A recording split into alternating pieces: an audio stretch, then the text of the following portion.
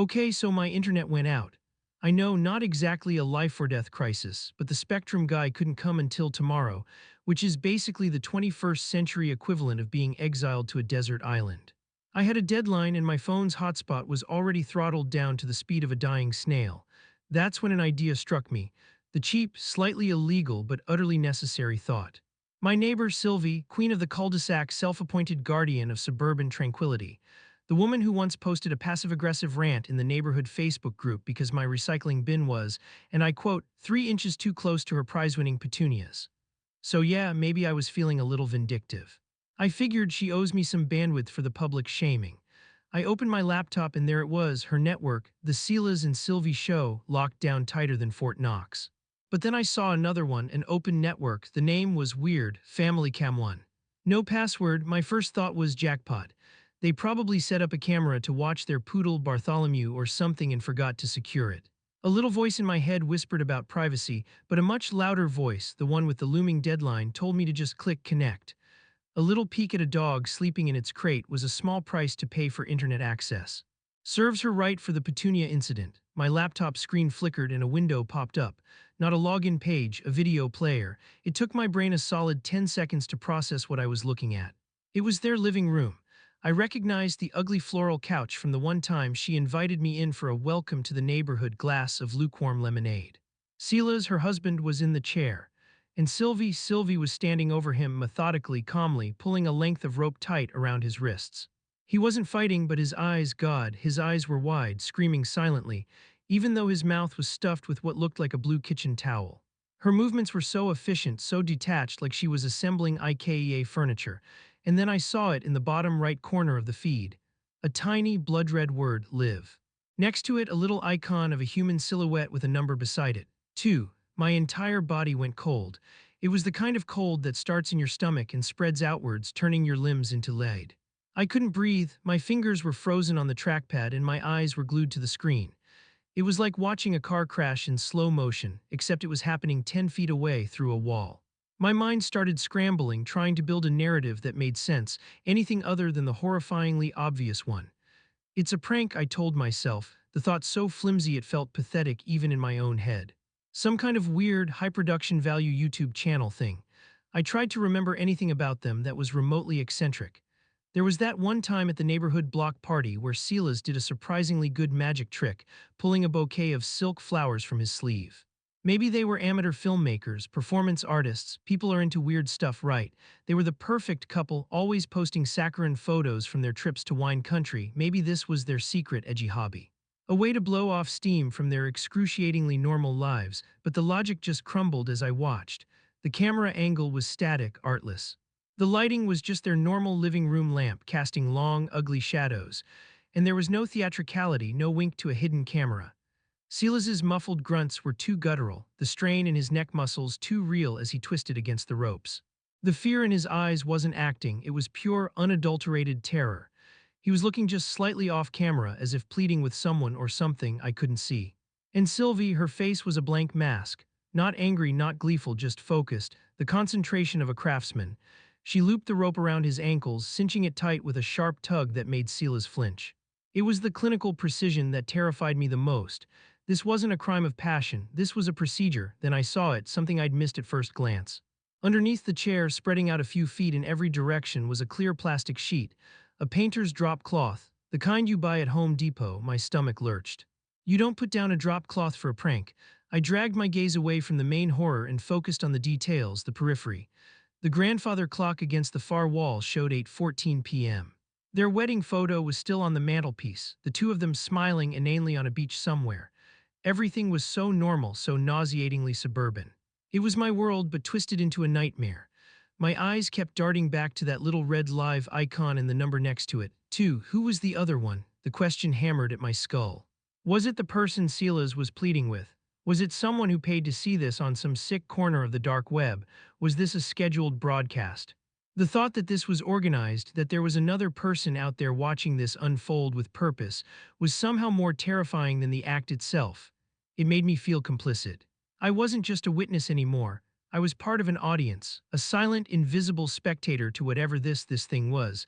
I felt a wave of nausea roll over me. I wasn't just stealing Wi-Fi. I was trespassing in the darkest corner of their lives and the door had just locked behind me. The word police flashed in my mind like a faulty neon sign, bright and urgent for a second, then flickering into darkness.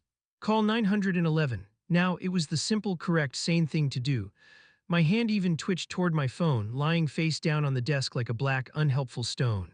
But it stopped halfway, caught in a tractor beam of pure, selfish terror.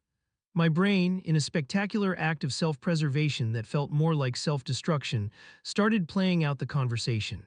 911, what's your emergency? Yes, hello, I think my neighbor is tying up her husband, or maybe murdering him. I'm watching it on a live feed. I could hear the immediate shift in the operator's voice, the professional calm hardening into a skeptical edge. Sir, how did you come to witness this? And then the truth, the pathetic, grubby, indefensible truth. Well, you see, my internet was out, so I decided to steal her Wi-Fi and I just sort of stumbled upon it. The network is called Family Cam 1. I wouldn't be a concerned citizen, I'd be a digital peeping Tom. My name, Beckett, would be in the report, forever linked to a federal crime, unauthorized access of a computer network. They'd take my laptop as evidence.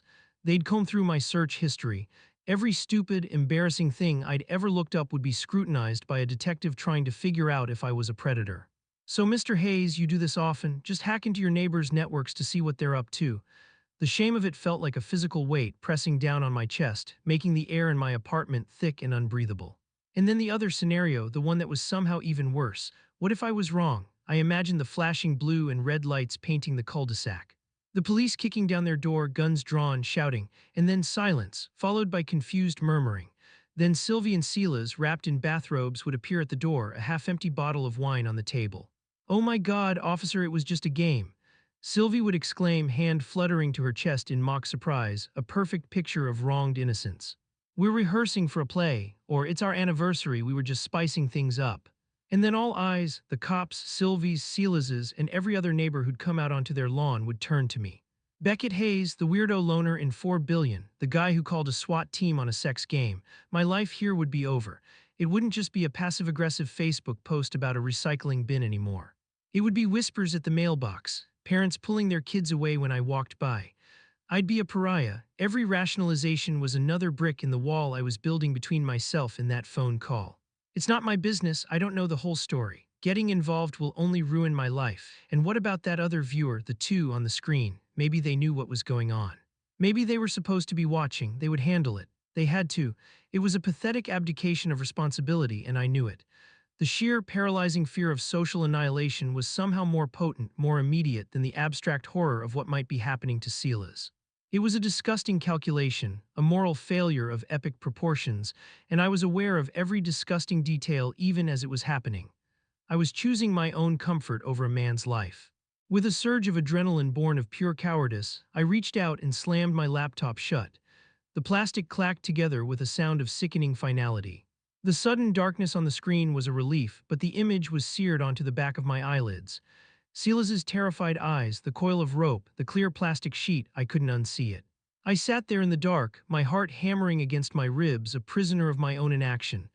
The silence in my apartment felt deafening, accusing. I was just a witness. And I had chosen to do nothing. Okay, I don't know what to do. I feel like I'm losing my mind. I posted this on a throwaway account on some obscure forum. I just needed to tell someone, even strangers, because the silence in my own head is screaming. My hands are still shaking so badly I can barely type this. After I slammed the laptop shut, I just sat there in the dark. For maybe an hour, maybe more, time kind of dissolved. I couldn't move, couldn't think straight. My brain was a broken record, just playing that one horrifying scene on a loop. The rope, the towel, Silas's eyes. I tried to convince myself I'd imagined it, that it was a waking nightmare brought on by stress and too much caffeine, but it felt too real, too detailed. Then I heard a sound from outside. The soft, familiar scrape of their front door opening. Adrenaline, cold and sharp, cut through my paralysis. I slid off my chair and crawled, literally crawled on my hands and knees like a soldier in a trench, to my living room window. It's the one that overlooks their front porch and a sliver of their driveway. I pressed myself flat against the wall, then slowly, millimeter by millimeter, raised my head until I could just peek over the sill. My heart felt like a trapped bird beating itself to death against my ribs. It was Sylvie. She was carrying a black trash bag, the heavy-duty contractor kind with the little red drawstrings. It wasn't full, but it looked heavy, weighted. She walked down her driveway with this completely normal, unhurried gait. She wasn't rushing, she wasn't looking over her shoulder, she was humming. I swear to God, she was humming some cheerful, off-key little tune, the kind of thing you'd hum while watering your prize-winning petunias. She got to the curb, lifted the lid of her trash can, and dropped the bag inside. It didn't make a crinkling sound like normal trash. It landed with a dull, solid thud, then she turned, and she looked right at my window. I ducked so fast I cracked my head on the windowsill, a sharp, stupid pain that barely registered. I don't know if she saw me. I don't think she could have, it's dark in here and her porch light was on. But she didn't just glance. Her head turned and her eyes found my window in the darkness and just stopped. And she smiled. It wasn't a big smile. It was a tiny, placid little curve of the lips. The exact same polite, meaningless smile she gives me when we pass each other on the sidewalk. But seeing it now, after what I just saw, it was the most terrifying thing I have ever witnessed. It felt like an acknowledgement, a message. It felt like she knew. Knew I was watching the feed, knew I was cowering behind my own curtains. The smile didn't say, "Hello, neighbor." It said, "I know you saw, and you won't do a thing, will you?"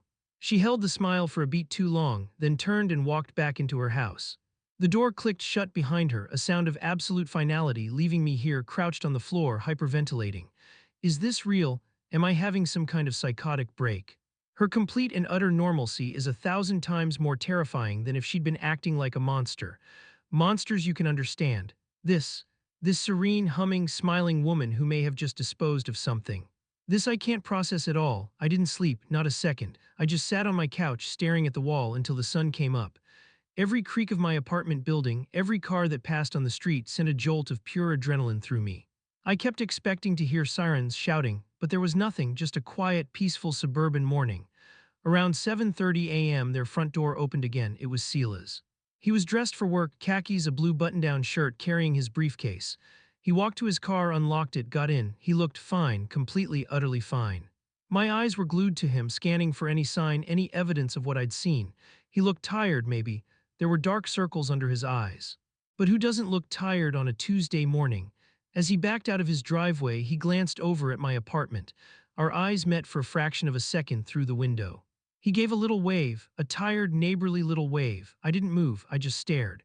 And for a split second, as his car turned and the morning sun hit his wrist resting on the steering wheel, I thought I saw it.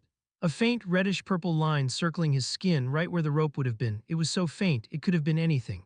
A shadow, a trick of the light, an imprint from his watch. It was just plausible enough to feed my paranoia and just deniable enough to make me feel insane. My mind was screaming, he's alive, he's okay, it was a game. It was all a sick, twisted game and you almost ruined your life over it. The relief was so intense it was dizzying. I felt like an idiot, a paranoid fool who had let his imagination run wild. Then the next thought came, cold and slithering, or he's not okay, or this is part of it. She lets him go to work, act normal, because who would ever suspect anything? Who would he tell? Who would believe him? The doubt was eating me alive. I needed proof. I needed to know if I was crazy or not. I scrambled to my laptop, my hands fumbling as I flipped it open. I clicked on the Wi-Fi icon, my heart pounding in my ears. The list of available networks populated the screen. Xfinity Wi-Fi, the Johnson family, Netgear 5G. The Silas and Sylvie show. It was gone. Family Chem 1 was gone, vanished. Not just out of range, not just a weak signal.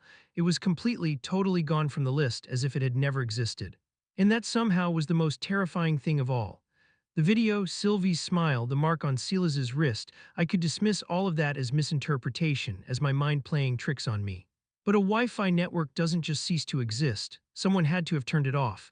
Someone had to have unplugged the camera. Someone knew. The only evidence that any of this had ever happened was now just a memory in my head. A memory that was already starting to feel frayed and unreliable, like a dream you can't quite hold on to. It's just my word now, and who would ever believe me? It's been 3 weeks.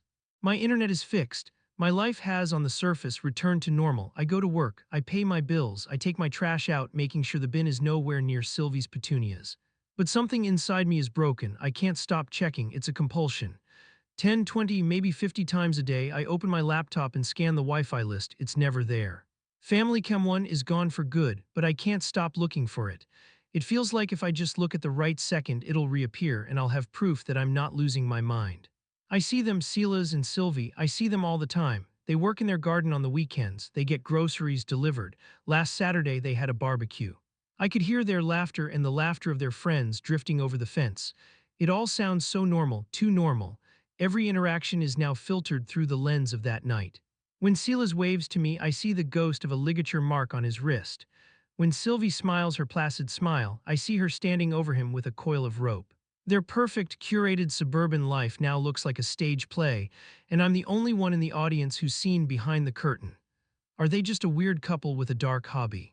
Or is one of them a victim trapped in a silent, smiling prison, and which is worse?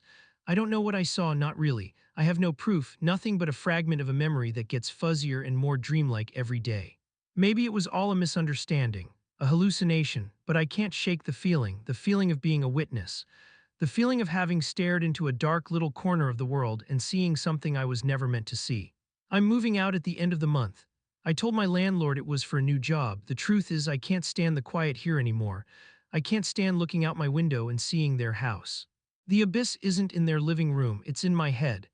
And I know with a certainty that chills me to the bone that it's going to be staring back at me for a very, very long time.